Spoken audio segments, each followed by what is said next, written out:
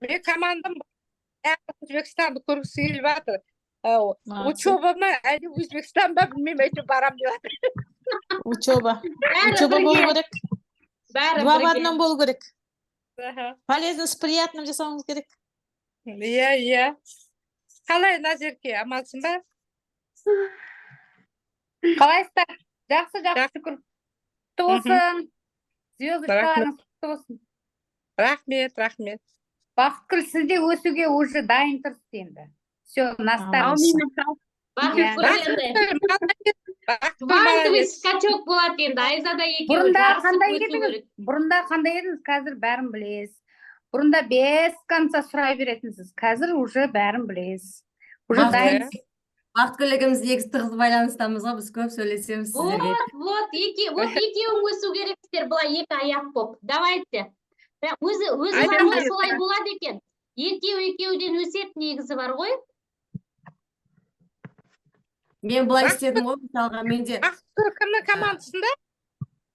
Біздің командада? Ақбота ғой, наставник. Я мой наставнигім Ақбота ғой.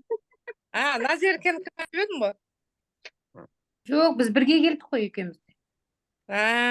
Давайте, бүгін бізде қонақта Бақытгүл, қазір сіздерге өзі таныстырады, кім екенін айтады өзі. Давайте, Бақытгүл, мен микрофонды өшіріп қояйын.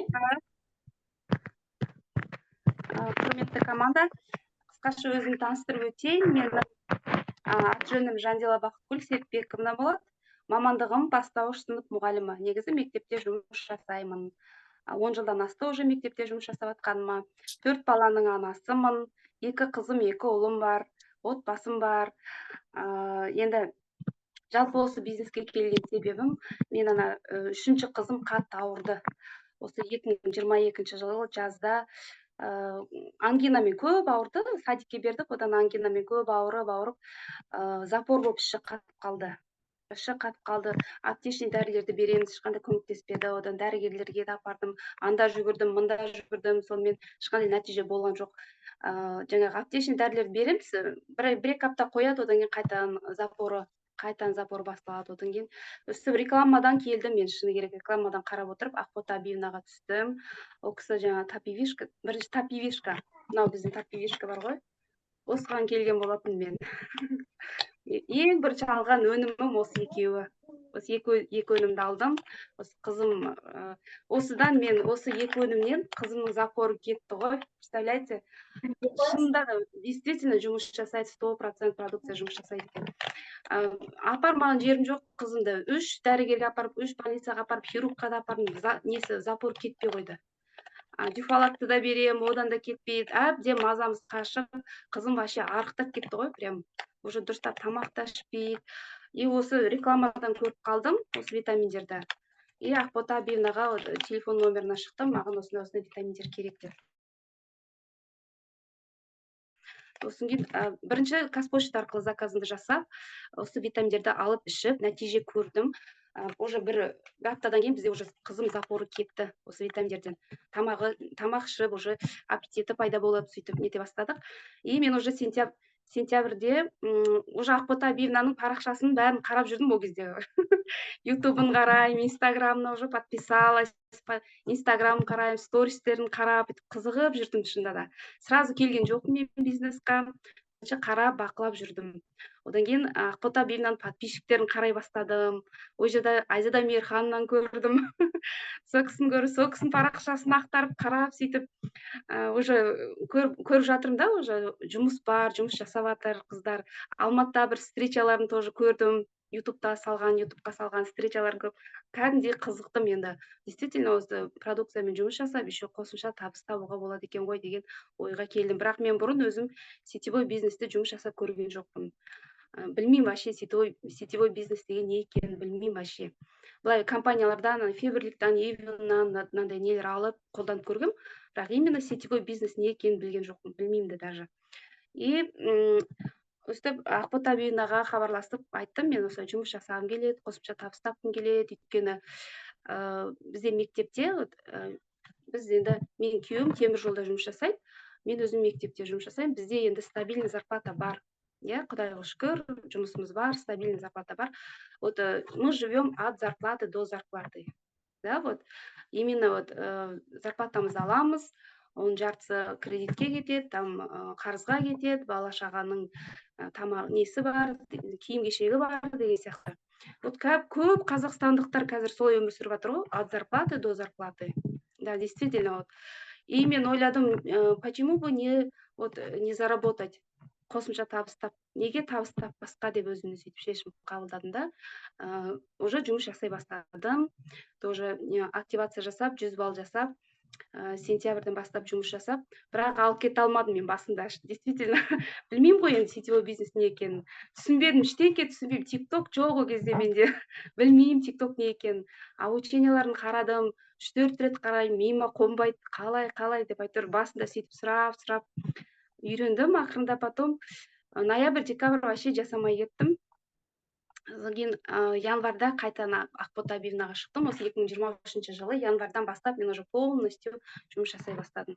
Қайтадан жұмыс жасаймын, Ақбота-Бивна, мен дайынмын деп. Ақбота-Бивна айтты, одан кейін давай 100 балың жаса, активация жаса, никогда не поздно. Қайтадан кел командаға деді. Сонымен январда мен жұмыс жасап бастадым. TikTok, Instagram бәрін жүргіздім. 200 клубты 6 ай бойы жасап отырдым. Полностью сертификаттарын алдым, 200 клубтың. Потом клуб 500-ты да жасадым, клуб 500-тан да өзім сертификаттарымды алдым, бесплатный тегін сертификаттарымды алдым. Клуб 1000-ны тоже мен осы 3 ай жасап, тағы да 20 000 теңгеге сертификатын алдым. Вообще күшті енді. Сондай тегін сертификаттарды алып, тегін өнімдерді алып, қазірде біз ішіп жатырмыз. Новаменнен, мысалға бізде Новаменнен қыс бойы біз жөтелген жоқпыз. Осы Новаменнің арқасында, өйткені күйеуіме де беріп қоямын, күйеуімді уже тамағы жыбырлап, жөтеліп бастап келсе, осыдан ішкі жіберемін, жатарда 5 капсула, таңертең 5 капсула. Күйеуім өзі де таңғалды ғой, действительно, бұрын жөтелген кезде бізде обязательно укол алып, система алып, жөтеліп, 2 ай больничный алып, 2 жеті больничный алып, сөйтіп бірақ жазылатынбыз. Бұрын жөтелген кезде. Осы биыл қыс бойы біз жөтелген жоқпыз, осы Новаменнің арқасында. Действительно, продукт работает, осы көзіміз жетіп жатыр. И қазір туыстарымызды ақырындап алып жатыр, ата-енем де алып жатыр осы компанияның өнімдерін, бальзамдарын бәрін қолданып жатырмыз. Содан кейін маркетинг планды шығарып алдым, жаңа справочник здоровьяны шығарып алдым, уже бәрін оқып, біліп, енді мына мектептің жұмысымен бірге алып жүрген маған басында қиынырақ болды. Бірақ қазір енді мен уже үйреніп алдым, қазір уже на автомате жасай беремін. Сол, и вообще ұнап жатыр. Осы недавно нелерді іштім, мына коллагендерді ішіп жатырмын қазір. Коллагенді уже бір айдан асты ішіп жатқаныма. Мынандай коллаген алдым, тегін сертификатыма. Осы коллагендерді алып ішіп жатыр. Мынаны бір айдан асты уже ішіп жатқаныма. И жұмыста тоже коллегаларым тоже заметили, что сен что-то хорошо выглядишь в последнее время, деп маған комплимент айтып жатыр. Уже білет елдің бәрі, что я в Сибирской здоровье работаю. Көре алмайтындар да бар, былай сырттай айтып жүргендер де бар, действительно. Енді былай жақсы істей бер деп айтатындар да бар, қызығып қарап отыратындар да бар. Вот. Сол ең бастысы бұл жерде неге үйренеді екенсің? Дисциплинаға үйренеді екенсің. Действительно, дисциплинаға үйренесің. Уже біреумен артық әңгіме айтатын уақытты жоқ қой. Бұрын әңгімені айтып, шайды ішіп отыра беретінсің. Қазір уже біреумен отырып, бір жерде тұрып, әңгіме айтып тұрмайсың, действительно. Сон, и сестраларым да айтады ғой, сен соңғы кезде вообще тез сөйлейтін болып кеттің ше деп. Тез информация беріп уже үйреніп алғансың ғой, клиенттер түседі, клиенттерге тез уже информация беруің керексің, қалай алу керек, продукция қалай жұмыс істейді, бәрін айтуың керексің ғой. Солар тоже сен соңғы кезде тез сөйлейтін болып кетті. Даже әке-шешем өзі айтады ғой, сен что-то тез сөйлейтін болып жүрсің деп. Соңғы кезде. Сондай. Ең бастысы дисциплинаға үйретеді екен. Действительно, алдыға мақсат қойып, сол мақсатқа жету үшін мынандай үлкен мақсат қою керек, сол мақсатқа жету үшін күнде қадамдар жасап отыру керек екен. Сол кезде неге мақсатымызға жетеміз. Действительно, армандар орындалады, оны да мен көріп жатырмын, осы командаға келгеніме қуаныштымын. Осындай команда, действительно біздің команда өте сондай дружный ғой. Қарапайым әйелдер, қазақтың қарапайым әйелдері ғой. Дружный, қуаныштымын, действительно. Жақсы, маған ұнайды команда. Бұндай командада мен жұмыс жасап көрмеппін, шыны керек. Одан кейін тағы не айтайын дедім. Осы жаңадан келіп жатқан новичок қыздарға айтқым келеді. Қандай не болса да істеңдер. Ең бастысы шыдамдылық. Тек қана алдыға басып, осы білмеген жерлеріңді сұрап, ұялмай сұрап, мен сияқты басында сұрай беретін ғой. Анау қалай, мынау қалай. Сол сияқты сұрамаған балаға емшек жоқ дейді ғой. Сол сияқты сұрап біліп үйренесіздер. Басында мен де білмейтін, тиктокты вообще білмейтін, тиктокты да үйрендім, инстаграмды да үйрендім. Инстаграмда ақырындап жылжып жатыр. Тиктоктан көбінесе маған клиенттер келіп жатыр. Қазір чатында где-то 140-тай адам отыр, клиентский чатында. Бұйырса тағы да жұмыс жасайын, тағы да клиенттер жинайын деген ойдамын. Алдымызда осы келе жатқан Бағдат апаның жолын берсін деймін. Қуаныштымын. Шын, енді ұтыстар туралы жаңағы клиенттердің айдың аяғында клиенттер ойнатады. Ұтыстарымыз бар ғой, ойната берсек деген ойдамын. Өйткені именно айдың аяғында ұтыстарды ойнатқан кезде клиенттер уже өздері дайын отырады, ақшаларын дайындап, осы ұтысқа қатысайын деп сондай бір мақсатпен отырады оларда. Өйткені менде де осы клиенттерім уже сұрайды, айдың аяғында ұтыстар бола ма деп. Уже ақшаларын дайындап, уже нетіп отырады, соны үміттеніп отырады. Өйткені біраз клиенттерім ұтысқа қатысып, ақшалай ұтыстарды ұтып алған. И еще айтайын дегенім, бізде марафондар ойнатушы едік қой, Ақбота Бибіні, помните? Гүлайым бар, Айзат бар. Сол марафондарды ұйымдастырсақ болашақта, өйткені марафондарға тоже адамдар, клиенттер қатысады. Суставной марафондар өткіздік. Тағы да қандай? По-женски марафондар ұйымдастырып өткізбедік қой басында. Сондай марафон енді ұсыныс ретінде. Антипаразитарный жаңағы марафон жасадық. Сол ұсыныс ретінде айтып отырмын, өйткені тоже марафондарға клиенттер тоже жақсы қатысады. Сол айтайын дегенім. Тағы не айтайын дедім. Мынандай тоже сорбент, сорбент тоже күшті екен. Құрттарды түсіреді, балаларға арналған. Мен 2-3 іштік біз почти. Мен осы компанияға келгеніме ризамын, шын, өйткені мен балаларым иммунитетін нығайтып алдым қазір. Ағзаларын тазаладым, лимфаларын тазаладым, витаминдерін ішіп жатырмыз, D3-ді де ішеміз. Мен қызым қазір уже 1,5 жыл болды, ангинамен ауырмайды вообще. Ангина деген вообще біз уже ұмыттық. Шын, 1 жылдан аса ауырдық қой, ангина, то укол саламыз, то антибиотик, то тағы бірдеңке. Содан запор болып, осы именно осы компания келген себебімді осы балалардың иммунитетін нығайтайын деген сондай немен келгем. Но енді ары қарай қосымша табыс табуға болатынын көріп, тоже қазір 100 мыңдап тауып отырмын. Февраль айында 150 мың таптым. Сол өте қуаныштымын. Ары қарай да жұмыс жасайын деген ойдамын. Партнерлар жинап, клиенттер, тағы да клиенттер жинап жатырмын бұйырса. Рахмет барлықтарыңызға. Күшті, сізге рахмет. Қандай сұрақтарыңыз бар? Ақпараттың бәрін мысалға группадан кейде моментально сұрақ қойған кезде жауап аламай қаласыз ғой, Бақытгүл, сол кезде сіз жалпы ақпаратты қай жақтан аласыз? Мысалға да клиент сұрақ қойып қалды, жауабын табамай қалдыңыз, білмей қалдыңыз, наставник уақытысында жауап беріп, ол кісі қол тимей бәріне жатыр. шығатын еді ғой, бәріне шығады. Қамын шетін еді ғой, бәрін Бақытгүл.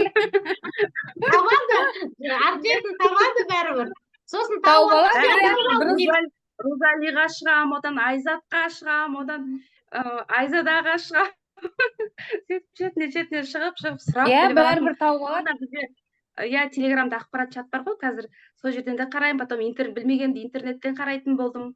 Назеркеге ханымға шығам. Орыстардың айтатыны по мелким, наставниктар шажочкам, по мелким шажочкам деп айтады, но стабильно. Тура солай, Бақытгүл солай өскен адам действительно көз алдымызда. Но действительно ештеңе вообще білмейді. Мен енді сетевойда болмасам да, мен енді ботаның жанында кешке дейін менде тек қана сибирский ғой еститін, біліп келдім. Ал сибирскийді білмеген, вообще сетевойды білмеген адамға өте қиын, бірақ соны қайтпай істеген вот пример Бақытгүл, тем более жаңағы стабильный доходымен мұғалім болып отырып, и кейін бірақ осы бір уже жазға қарай уже сіз стабильно үйреніп алдыңыз ғой кәдімгідей. Сосын лайк тайм ойнатқанда да бәрін прям стабильно. Мен кәдімгідей қуанатынмын. Әдейі мен не қылам, өз істесін деп сізге, өз істе, тапсын, ізденсін деп сізге постоянно грубо отвечать етсем, бірақ шықтыңыз ғой, шықтыңыз. Өзіңіз шықтыңыз. Менімен подружка болғысы келеді, мен жоқ, командалық чатқа бар деймін. Сонымен шықты. Иә, сол білмегенді қазір уже Гуглдан қараймын, іздеймін ғой. Іздену екен ғой. Ізденсең бәрібір жетесің. Ответқа Дұрыс, сол іздену керек. Иә, жассыздар ғой, ізденіңіздер. Барлықтарыңыз ізденіңіздер. Я анда-санда мені ұрсып қоямын еще. Осы қыздар сұрай береді деп. Иә. Иә, Майдын апай біраз зұлымдап ұрыстыңыз ғой маған. Бәрін жинай бермейсің ба деп. Білесіз бе? Рас қой ол. Иә. Мен де қыздарым, команданың қыздары жинайды ғой осы копилка жасап. Зато ол ертең өзін. Сол жинауым керек солай. Каталог кешке дейін каталог ссылкасын жібер, каталогтың ссылкасын жібер. Бүгін акция, кеше ғана жіберсең, акцияның қайттан видеосын жібер дейді ғой. Отырамыз жібермей. Сосын қош ренжіп не аламыз? Ана одан да үлкендер сұрап жатқан кезде сосын құртын Бақытгүлге немеге ренжиміз деп қоямын. Жібере саласың сосын. Бақытгүлдің уже жұмыс темпі жақсы болғаннан кейін уже TikTok'ты біледі, Instagram'ды біледі, WhatsApp'ты біледі. И мен өзім негізі былтыр YouTube'ты оқығам, кәдімгі ана жерде, анау ілініп тұрған сертификатым, YouTube'ның сертификаты. Сөйтіп енді ары қарай да Бақытгүлге жылжу керек болды да, енді мен оны мысалы бөлген жоқпын, мен командам деген жоқпын, жалпы бәріміз бір командамыз ғой, кеше айттым. Еме Бақытгүлге айтып жатыр, Бақытгүл ертең командаға тағы да новичоктар келіп жатқан кезде компания туралы ақпарат сұрайды, жалпы табыс туралы табыс табу үшін не істеймін деген сұрақтар қояды. Сол кезде қарапайым тілмен видео түсіріп жіберейік, давай деп ақылдасып, материал мен өзіме дайындаған материалдардың бәрін аламды Бақытгүлге бере салам ғой, мә дайын материал алда түсірді салып жібер депші. Болған, например, бұның өсуі, хотя Бақытгүлден маған ешқандай пайда жоқ шындап келгендеші, но менде мынандай бізде қасиет қой, онда үйрету, өсін, өзім өспесем де көріп тұрмын, өскісі келіп тұрған қыз. Почему бы нет деп жатырмын да? Естіліп жатыр ма? Мен негізі командада бізде жақсы бір нәрсе бар. Бізде былай үйрететін. Бізде мысалға біздің өзі командамыздың негізі наставниктарымыздың өзін бүйтіп қарап отырсаңыздар, линия наставников та как идет та, біздің наставниктардың бәрі простой әйелдер. Бәрі простой. И олардың барлығы жаңағы мелкими шажочками өскен кісілер. Постепенно, иә. Ешкім супер сетевик болып, кетіп келіп өскен жоқ бұл жерге, иә. Бұл жерде даже сетевик болса да неудачный сетевиктер болған. Біздің наставниктарымыз бар ғой. Оның ішінде мысалға Елена Моторина, ол кісі мұғалім болған. Жас мұғалім болып мектепке кіреді, сол кезде бастайды осы бизнесті. Ол кісі мінекей Гороховскаяның біздің президенттің артынан тікелей тіркелген кісі Елена Моторина, иә, білесіздер, иә. Одан кейін Москвада 1000 квадрат үйі бар, Майбұқпен жүретін ол кісі, иә, кәдімгі путешествияға бару, ол кісіге мынау айтады ғой, мен кухнядан шығып залға кіргенмен бірдей деп. Жылына 12 ай болса, ол кісі 12 айда 24-34 елге барып жүретін кісі, иә. Одан кейінгі мысалға Наталья Павлова да. Наталья Павлова, ол просто әшен бір строительный магазины бар, и то андай рынокта просто контейнері бар, сондай күйеуінің сол строительный заттарына бухгалтерия жүргізген, просто кіріс шығысты жүргізіп отырған, үйде отырған ана болған мысалға да, екі баласымен. Одан кейінгі Ирина Козук мысалға да, енді предпринимательский ол кісінің дарыны бар, өйткені риэлторский компаниясы болған, екеуінің негізі юристардың отбасы, өзі юрист, күйеуі юрист, балаларының бәрі юрист оқып жатыр, но бірақтан именно предпринимательский жағынан ол кісі өзін дамытқан, иә, риэлторский компаниясы болған. Бірақ жаңағыдай Гринбейде, сосын осы тағы да бір Батель деген компанияларда ол кісі жұмыс жасаған, сосын жаңағы Духи бар компанияларда жұмыс жасаған, но бірақтан ол жерде неудачный сетевой болған ол кісі.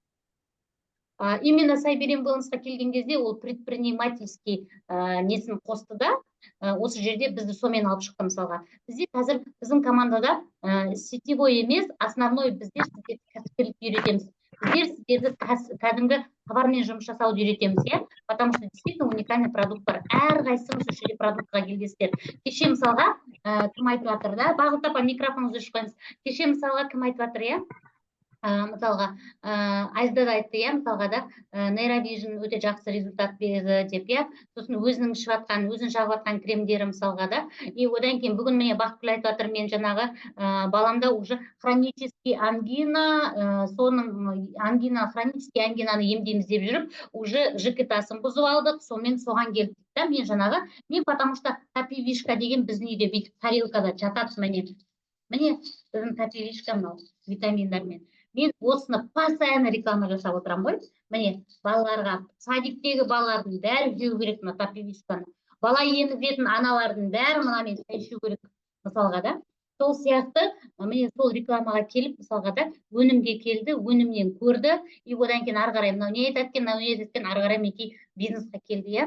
Міне Бақыт апа мысалға да, біздің формула 3 соладан мықты результат алды. Міне Бағдат апа мысалға, қайсы біріңіз болсаңыздар да, сіздер өнім арқылы келдіңіздер.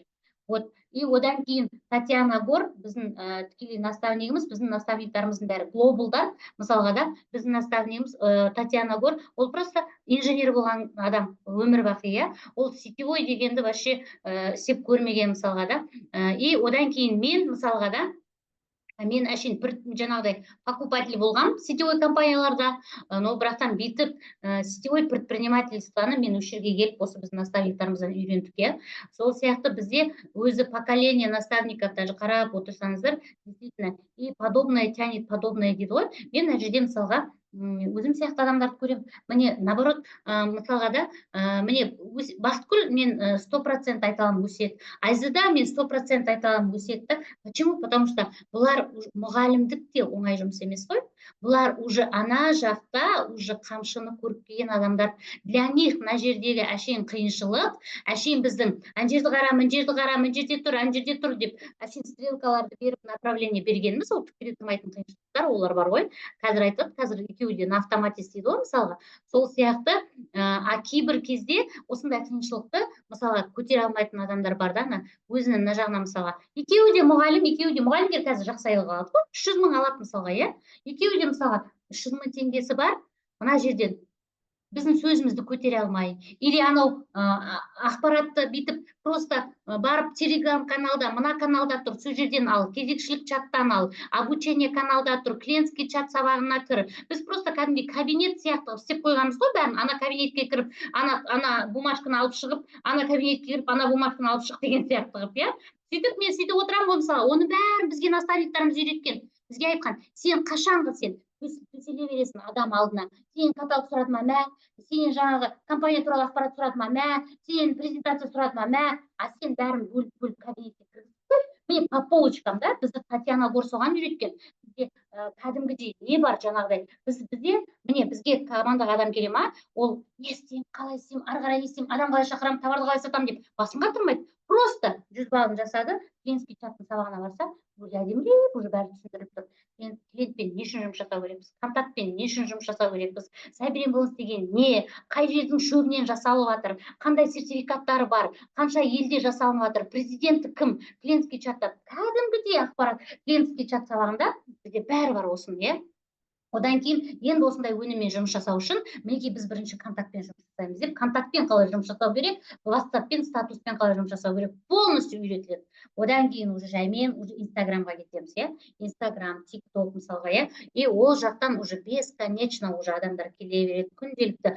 Күнде бір адам сұрап келсе де, это уже хорошо, да. Сіздер мысалға далаға шығып, алақан жайып, біреуге жалынып жұмыс жасап жатқан жоқсыздар. Адамдар өздері сұрап келіп жатыр. Оған дәлел міне өздеріңіз. Маған мысалға сіздер айтасыздар ғой, адам қайда. Мен айтам ғой, сен қалай келдің маған?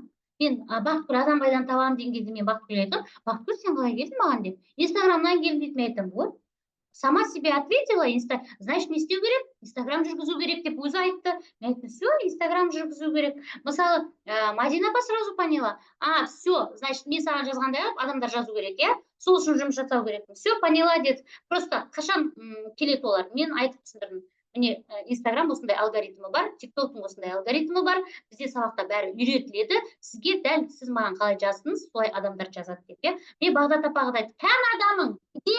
Қайда? деп отырған мысалға. Қазір міне өзінің адамын тауып жатыр өзі. Біздің бизнеста конкуренция жоқ. Біздің бизнеста вообще конкуренция жоқ. Біздің командада осы нәрсе құйылған кәдімгідей. Біз адам қызғанбаймыз. Бізде конкуренция деген жоқ. Міне мысалға да, бағана Қарлығаш апай айтып жатыр ғой. Мен Бағдаттың айтқанын сразу түсінем мен деп, иә. Мысалы, мен айтқан түсінбейтін адам бар, Бағдат апаның айтқан түсінетін адам бар. Мадина апаның айтқан түсінбейтін адам бар, Айзаданың айтқан түсінетін адам бар мысалға. И әркім өзінің адамын тартады, бұл жерде бар ғой. Действительно, әңгімесі бір адамдар келеді өзі. Шынымен де бар ғой, жаңағы рыбак рыбака видит издалека дегенде бар ғой.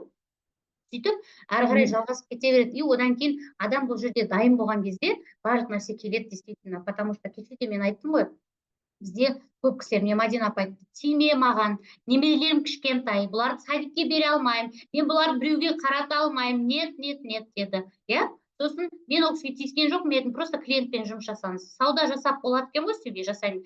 Когда она готова была, ол кісі мен офиске шақыртты, айтты, мен партнермен жұмыс жасауға дайынмын, не істеу керекпін деп. Все, одан кейін біз екеуміз партнермен қалай жұмыс жасау керек екенін үйрендік, иә. Мен Айзада да айтты, маған тиіспеңіз, мен мектептен жұмыстан шығып жатырмын, но бірақ Сайберен болыңыздан кетпеймін, но мен баламды емдетуім керекпін деді, ана квартираны сдавать етуім керек деді, мен мына үйге көшуім керек деді, соның бәрін реттеп аламын, мен партнермен жұмыс жасауға дайын болған кезде мен дайынмын деп айтамын деді. Міне осы жаңа жылда мысалға айтты, мен уже партнерлармен жұмыс жасаймын, мен уже партнерлар кіргіземін деді. Все, хорошо. Мен Бақытгүл де айтты мысалға, маған өнім керек, маған өнім сетевой деген түсінбеймін, мен білмеймін, қалай сонда деп өзі таңғалатын. И мен сосын айтамын, бонус түсіп тұр ғой мысалға. Аптекаға барып сен дәрі аласың, саған аптекадан 20 мың теңгеге дәрі алып кеттің, келесі жолы 5 мыңға барып ала аласың ба? Ала алмайсың мысалға. Бізден алды. Кейін сосын даже клуб 200-ді қанша рет айттым, кірмей қойды. А кейін Құдай өзі бұған бар ғой, жолын ашып берді. Анау бізде клуб 200 апгрейд болды ғой, помните? Клуб 200-ге бұрын басталған кезде кіре алмаған адамдар осы айдан бастап кіреді деген кезде, бұл дәл сол айда келіп кетеді ғой. Мен бизнес жасайтын болдым деп, и сосын мен 100 балл жаса, айдың аяғына 200 балл жаса дедім. Бизнес керек болса. Уже я с ней уже по-другому начала говорить, и бұл 200 балл жасады. Сосын мен айттым, енді сенде клуб 200-бен мынаны аласың десем, баяғыда сосын айтып едіңіз, мен оны түсінбеппін вообще. Оказывается, мына жерден тегін алуға болады екен ғой өнімді, иә, тегін аласың, сен кэшбэкіне аласың, тегін аласың, мысалға да. Сөйтіп уже ары қарай уже ана уже поняла. Клуб 500-ты да айтып едім, қағып алды онда. Все, мен анаған да кірем онда деп.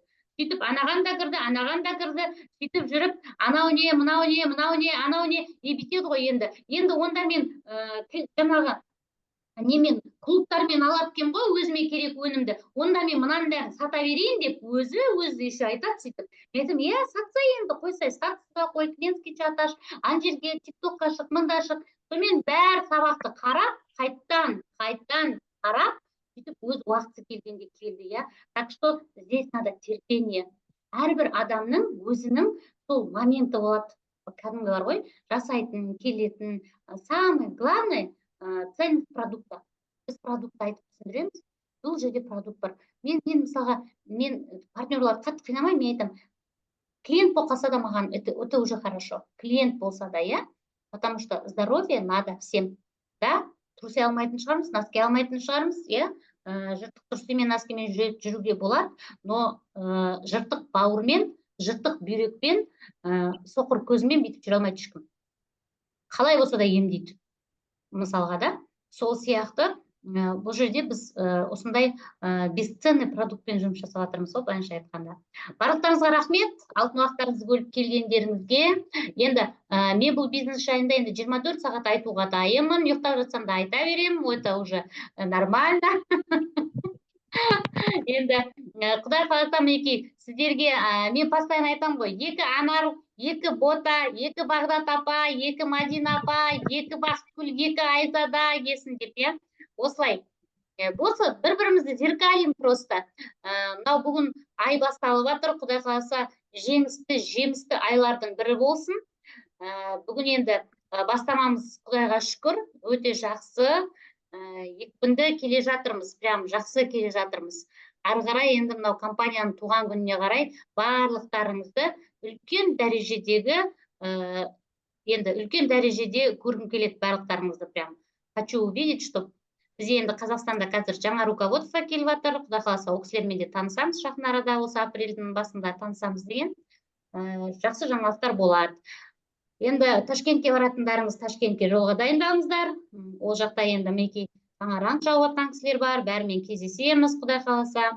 Енді әлі барам ба, бармайын ба деп жүргендеріңіз болса, возможно болса барыңыздар. Лайв болса барған дұрыс, потому что компанияның атынан жасалып жатқан мероприятие ғой, все-таки ол басқаша болады.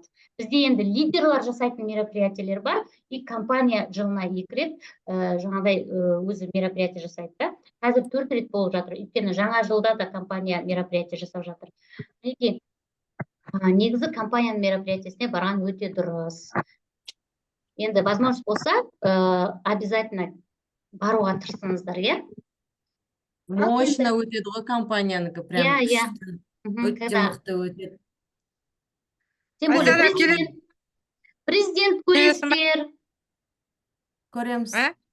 Көреміз, Құдай қаласа. Келді. Айзадан көрмегені көп болды.